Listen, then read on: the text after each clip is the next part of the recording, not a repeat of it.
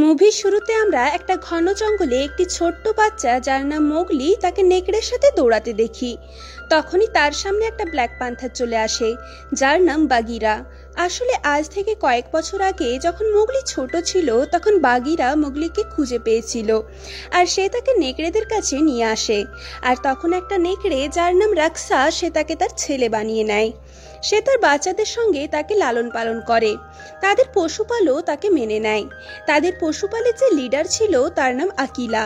হতে পারে বাগিরা একজন ব্ল্যাক প্যান্থার, কিন্তু সে নেকড়েদের সাথে একসাথে থাকে আর মোগলিকে নেকড়েদের মতো থাকতে শেখায়। এরপর জঙ্গলে গ্রীষ্মকাল আসে, চারিদিকে জলের অনেক ঘাটতি ছিল। এই জন্য জঙ্গলে যত পশু ছিল তারা একে অপরের সাথে একটা চুক্তি করে আর ঠিক করে নদীর কিনারায় যে জল আছে সেখানে সব পশু পাখিরা জল পান করতে আসবে, কিন্তু কেউই কারোর ওপর আক্রমণ করবে না। এরপর জঙ্গলে ছোট থেকে বড় সবই পশু পাখিরা ওই নদীর কিনারায় জড়ো হয়। মোগলিও সেখানে আসে। মোগলিকে নেকড়েদের লিডার আকিলা মানুষদের উপায় অবলম্বন করতে বারণ করেছে। সে তাকে বলেছে তাকে নেকড়েদের মতো থাকতে শিখতে হবে।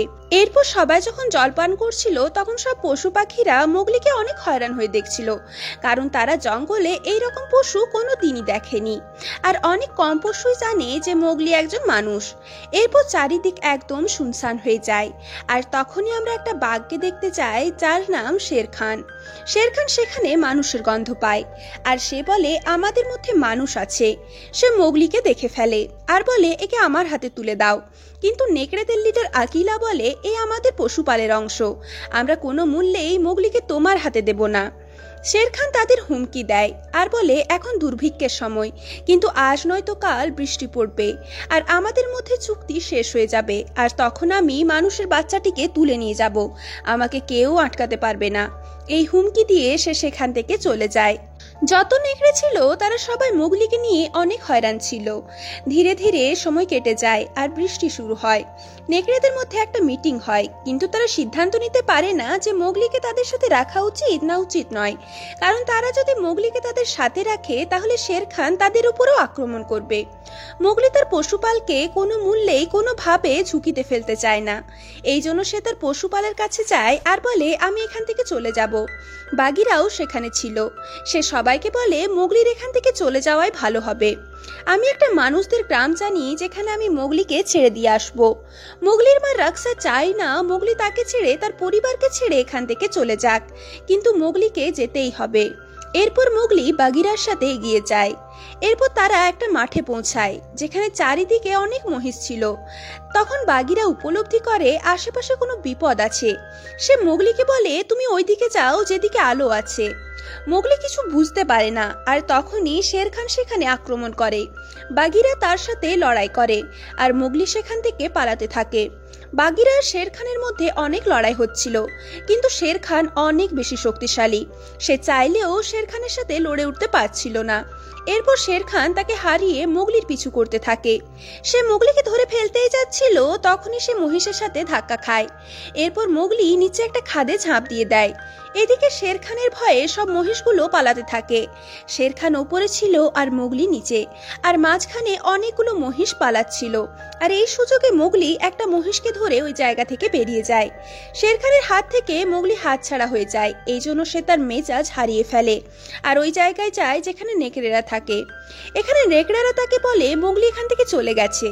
এতে শের খান তাদের বলে এটা তোমাদের ভুল, আমি তোমাদের আগেই বলেছিলাম ওই বাচ্চাটিকে আমার হাতে তুলে দাও, কিন্তু তোমরা আমার কথা শোনোনি।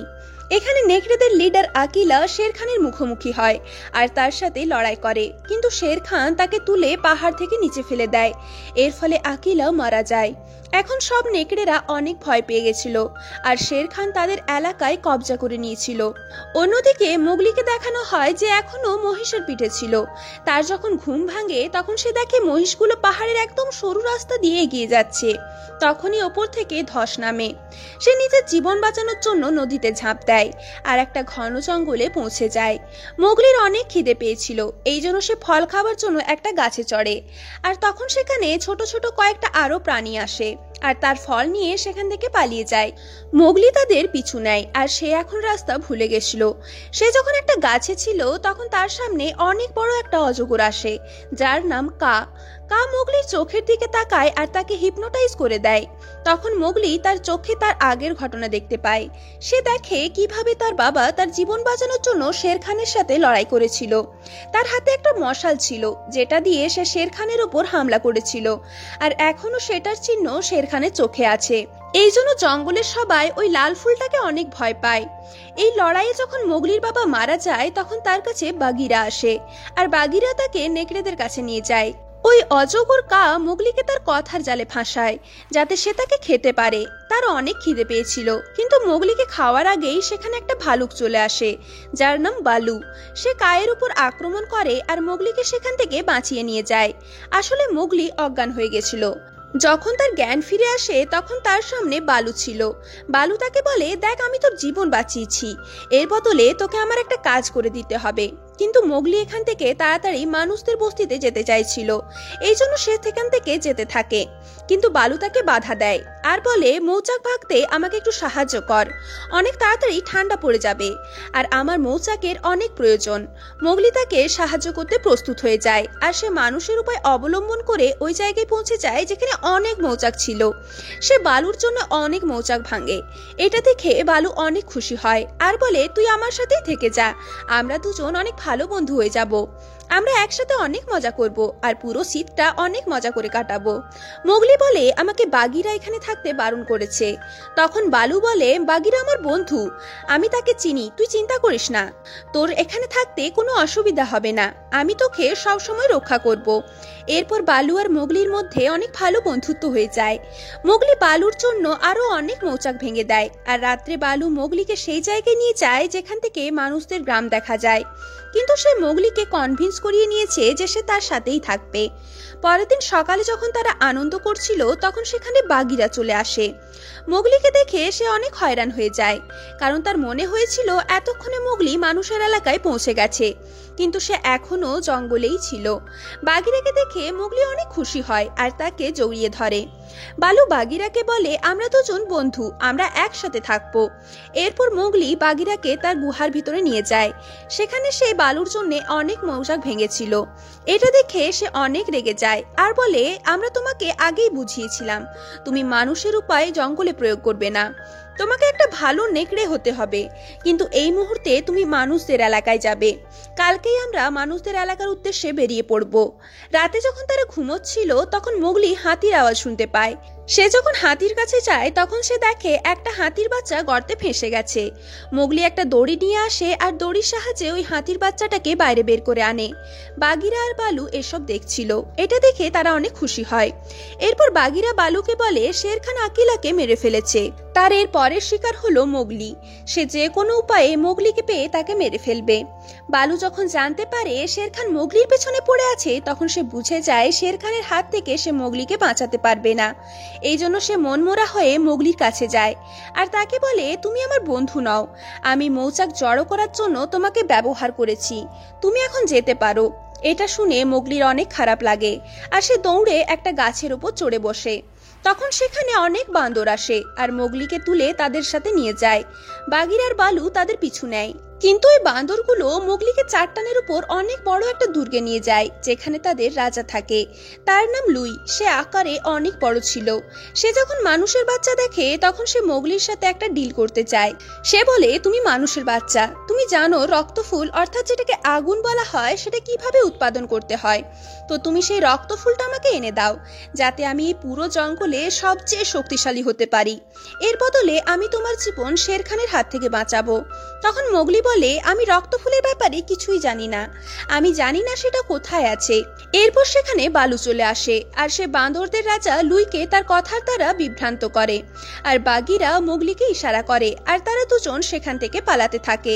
তখন একটা বান্দর তাদের দেখে নেয় আর লুইসও তখন তাদের পিছু নেয়। সেখানে বাগিরা আর বালু সব বান্দরদের সাথে মোকাবিলা করে আর এদিকে মোগলি লুইয়ের থেকে বাঁচার জন্য ধ্বংসাবশেষ পর্যন্ত পৌঁছে যায়।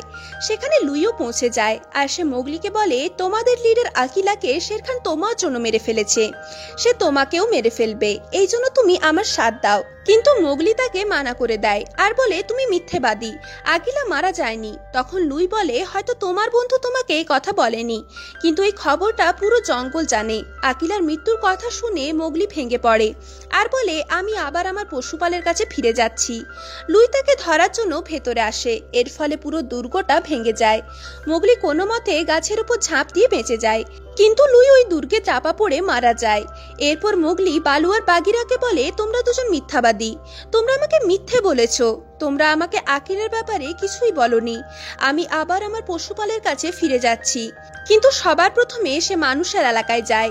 সেখানে সে দেখে আগুন জ্বলছে, যাকে জঙ্গলে রক্তফুল বলা হয়, যেটাকে জঙ্গলে সবাই ভয় পায়।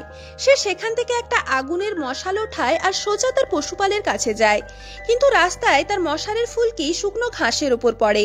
এর ফলে জঙ্গলে আগুন লাগতে শুরু হয়। এরপর মোগলি সেখানে পৌঁছে যায় যেখানে তার সব সাথী অর্থাৎ নেকড়েরা ছিল। সেখানে শেরখানও ছিল, আর সে মোগলির হাতে মশাল দেখে বলে দেখো তুমি জঙ্গলের কি অবস্থা করেছো, মানুষদের মধ্যে গিয়ে তুমি এখন পুরোপুরি মানুষ হয়ে গেছো।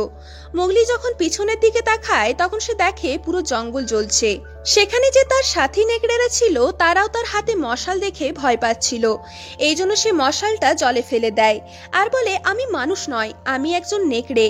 এখন যেহেতু মোগলির হাতে মশাল ছিল না, এই জন্য শেরখান বলে তোমাকে আমার হাত থেকে আর কেউ বাঁচাতে পারবে না। আর সে তার উপর আক্রমণ করার জন্য এগিয়ে আসে, কিন্তু মোগলির সাহায্য করার জন্য সব পশুরা তার সামনে এসে দাঁড়িয়ে পড়ে। বালু শেরখানের উপর হামলা করে। এদিকে মোগলিকে দেখানো হয় যে জ্বলতে থাকা জঙ্গলের দিকে দৌড়াচ্ছিল। সে গাছের ডাল দিয়ে একটা দড়ি তৈরি করে আর গাছের উপর চড়তে থাকে। শেরখান সব পশুদের হারিয়ে দিয়েছিল আর সেও মোগলির কাছে পৌঁছে যায়। মোগলি জেনে শুনে একটা মরা গাছের উপর উঠে যায়, আর শেরখান তার ঠিক পেছনেই ছিল। শেরখান তার উপর আক্রমণ করে, যার ফলে তার এক পাঞ্জা লেগে যায়। এরপর মোগলি জেনে বুঝে এমন একটা ডালের উপর চলে যায় যে ডালটা অনেক কমজোর ছিল। এরপর শেরখান সেখানেও আসে আর তার ওজনের ফলে ওই ডালটা ভেঙে যায়। এর ফলে সে আগুনে পড়ে যায়। মোগলি যে দড়িটা বানিয়েছিল সেই দড়িতে ঝুলে সে তার জীবন বাঁচিয়ে নেয়। এদিকে মোগলির সব সাথীরা যাদের শেরখান ঘায়েল করে দিয়েছিল তারা সবাই মোগলির জন্য অনেক চিন্তা করছিল। আর কিছুক্ষণের মধ্যেই মোগলি হাতির পিঠে চড়ে সেখানে আসে। এরপর সে হাতির সাহায্যে জঙ্গলের নদীর মোড় ঘুরিয়ে দেয়। এর ফলে নদীর সব জল জঙ্গলের মধ্যে বইতে থাকে। এভাবেই জঙ্গলে জ্বলতে থাকা আগুন পুরোপুরি নিভে যায়। এখন মোগলির মা রাক্সা নেকড়েদের লিডার হয়ে গেছিল। অন্যদিকে আমাদের মোগলিকে দেখানো হয় যে আবার জঙ্গলে দৌড়াচ্ছিল। সে বলে আমার কাছে যত রকমের ট্রিক্স আছে সেগুলো আমি নিজের জন্য ব্যবহার করব। বালু এখন তাদের সাথেই থাকে। আর এখানেই এই মুভির কাহিনীটা শেষ হয়ে যায়।